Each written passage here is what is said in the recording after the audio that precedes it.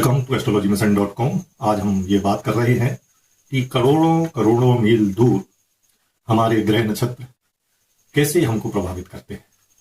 दूसरी बात, यदि ये प्रभावित करते हैं तो भिन्न भिन्न लोगों को किस किस तरीके से ये प्रभावित करते हैं, क्या विधि है इनकी, इस बात पर हम आज इस वीडियो को लेते हैं। आप सभी जानते होंगे कि हमारे विश्व की जो जनसंख्या है वो 8.25 बिलियन है। 8.25 बिलियन। यदि हम 12 राशियों को इस जनसंख्या में समान तरीके से बांट दें तो लगभग 68 करोड़ 75 लाख लोगों की एक ही राशि होगी। तो फिर वो अलग अलग फल कैसे भोगते दिखाई देते हैं, इस बात पर हम ये वीडियो चालू करते हैं। तो सूर्य का प्रकाश और सूर्य का ताप हम सभी महसूस करते हैं। चंद्रमा के प्रकाश को पृथ्वी के निवासी घटते बढ़ते क्रम में महसूस करते हैं। इसमें भी किसी को इस बात से किसी को कोई ऑब्जेक्शन नहीं है। सूर्य के कारण जो ऋतु परिवर्तन को भी सभी लोग मानते हैं और दिन रात का होना भी सभी लोगों को मान्य है। फुल मून अर्थात पूर्णिमा का प्रभाव भी सभी मानते हैं। जैसे पूर्णिमा को समुद्र में ज्वार भाटी का आना, पूर्णिमा के दिन पागलपन सवार होना और इसी वजह से पूर्णिमा के दिन अत्यधिक आत्महत्याओं में वृद्धि होना। तो सूर्य चंद्रमा के प्रभाव को तो हम मानते हैं। जब अन्य ग्रहों की बात आती है तो फिर अविश्वास आ जाता है। सभी ग्रह सूर्य की परिक्रमा करते हैं और हम पृथ्वीवासी हैं तो ये पृथ्वी हमको लेकर सूर्य की परिक्रमा करती है। इससे क्या होता है, जब सभी ग्रह सूर्य की परिक्रमा कर रहे हैं और पृथ्वी हमको लेकर सूर्य की परिक्रमा कर रही है तो कभी कभी ग्रह और पृथ्वी सूर्य के एक ही तरफ आ जाती है तो उनके बीच की दूरी घट जाती है। और कभी कभी जो है पृथ्वी और ग्रह सूर्य के एकदम विपरीत होते हैं तो दूरी जो है पृथ्वी से अन्य ग्रहों की दूरी बहुत ही बढ़ जाती है। तो पृथ्वी से ग्रहों की दूरी घटते बढ़ते रहने से पृथ्वी के सापेक्ष ग्रहों की गति में निरंतर बदलाव होता रहता है। यहां पर विशेष बात समझ लें, पृथ्वी से ग्रहों की दूरी घटते बढ़ते रहने से पृथ्वी के सापेक्ष ग्रहों की गति में निरंतर बदलाव आता रहता है। यदि ग्रह पृथ्वी से दूर होते हैं तो वो बहुत अधिक गतिशील होते हैं और उसमें गतिज ऊर्जा भी अधिक होती है। और इसके विपरीत जब ग्रह पृथ्वी के पास होते हैं तो उनकी गति मंद पड़ जाती है और वो विपरीत गति अर्थात वक्र गति में कहलाने लगते हैं पृथ्वी के सापेक्ष, जिससे उनमें जो है स्थितिज ऊर्जा की वृद्धि हो जाती है, गतिज ऊर्जा कम हो जाती है। इस कारण पृथ्वी में गति के बदलाव होते रहने से पृथ्वी के परिवेश में निरंतर, यहां वैज्ञानिक दृष्टिकोण से समझ लें कि पृथ्वी के परिवेश में निरंतर विद्युत चुंबकीय क्षेत्र और तीव्रता में बदलाव आता रहता है।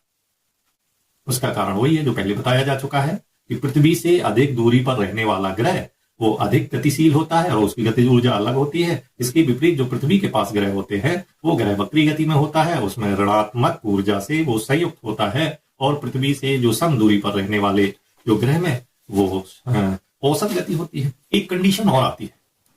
क्या कंडीशन आती है? जब ग्रह जो है मार्गी से वक्री होने वाला होता है या वक्री से मार्गी होने वाला होता है, अर्थात कोई भी ग्रह वक्री या मार्गी तिथि के आसपास 100% स्थितिक ऊर्जा से संयुक्त होता है।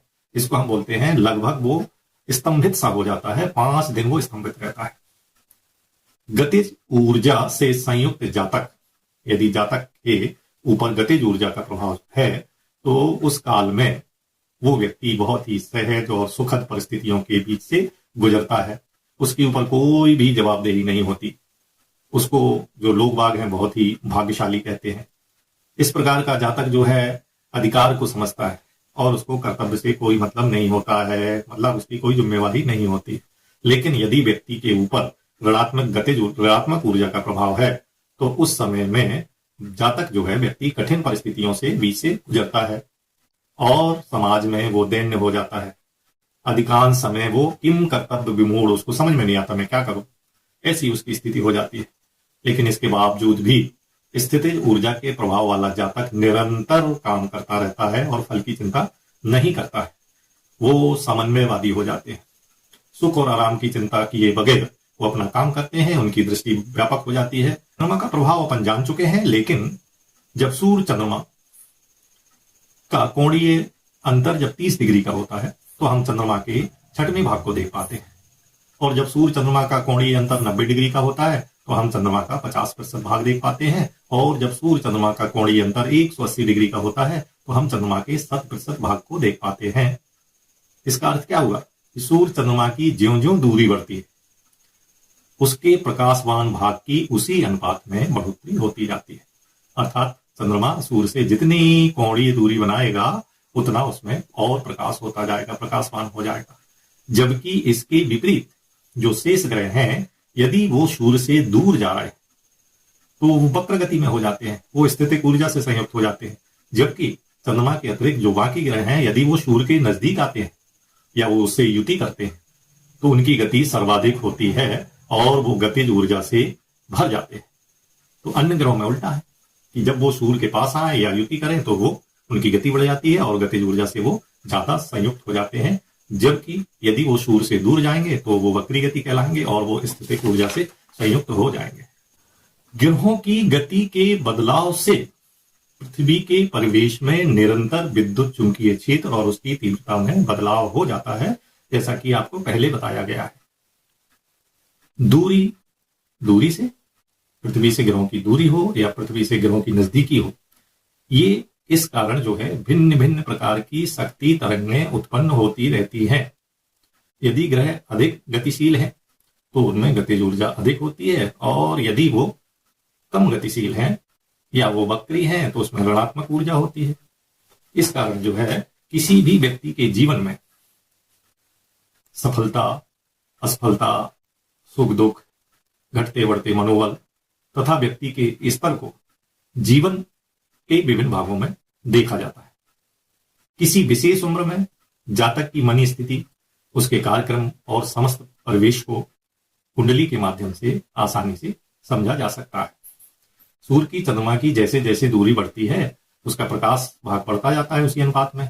ठीक इसके विपरीत यदि मंगल, गुरु, शनि सूर्य से युति करें या नजदीक आए तो इसकी जो है गतिज ऊर्जा बढ़ जाती है, और यदि ये सूर्य से सर्वाधिक 180 डिग्री पे पहुंच जाए तो ये फिर वक्र गति में हो जाते हैं, स्थितिक ऊर्जा में चले जाते हैं।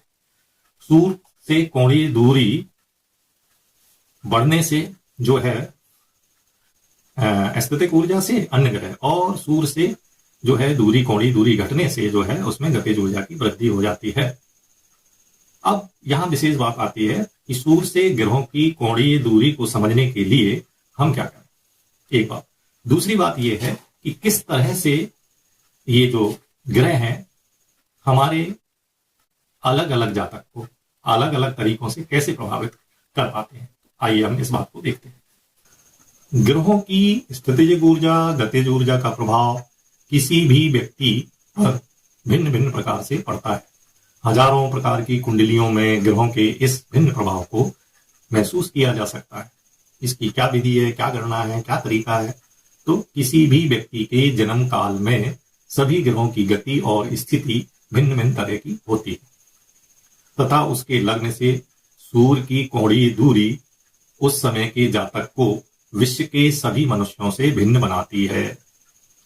आई रिपीट, किसी भी व्यक्ति के जन्म काल में सभी ग्रहों की गति और स्थिति भिन्न भिन्न तरह की होती है।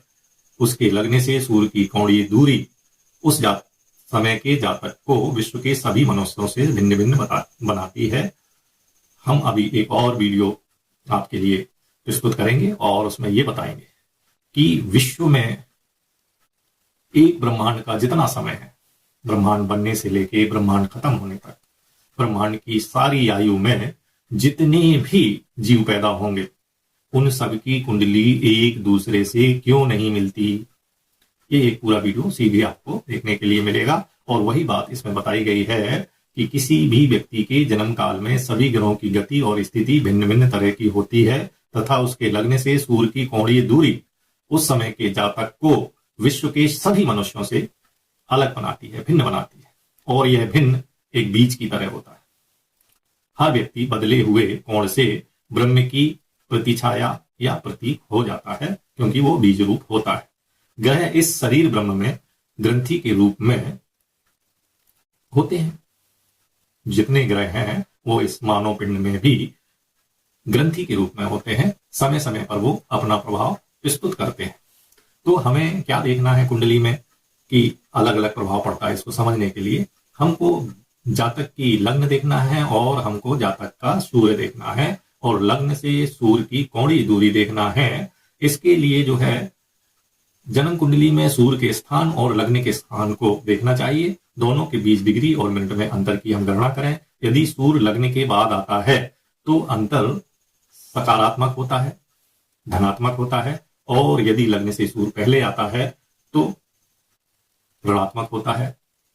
स्थितिक ऊर्जा से वो संयुक्त होता है। यदि हम ये जान लें कि लग्न और सूर्य की कोणीय दूरी धनात्मक है तो हमारा जो गतिज ऊर्जा है और वर्तमान में हमारे आकाश मंडल में जो ग्रहों की स्थिति है और वहां भी जो संबंधित ग्रह जो है गतिज ऊर्जा से भरा हुआ है तो हमारा जीवन बहुत ही सुखद होगा। और यदि हमारा लग्न और सूर्य का जो कोणीय अंतर ऋणात्मक है और ब्रह्मांड में जो सौरमंडल है उसमें जो है ये अंतर भी ऋणात्मक है तो ऐसा जातक जो है उस समय काल में जो है पीड़ित रहेगा, दैन्य हो जाएगा। और यदि कुंडली में धनात्मक है और अभी ब्रह्मांड में ऋणात्मक है तो वो व्यक्ति जो है सामान्य से कम लेकिन असहज महसूस तो वो करेगा। और अलग अलग क्यों पड़ता है? क्योंकि प्रत्येक जातक की कुंडली विश्व के किसी भी व्यक्ति से नहीं मिलती है। नमस्कार।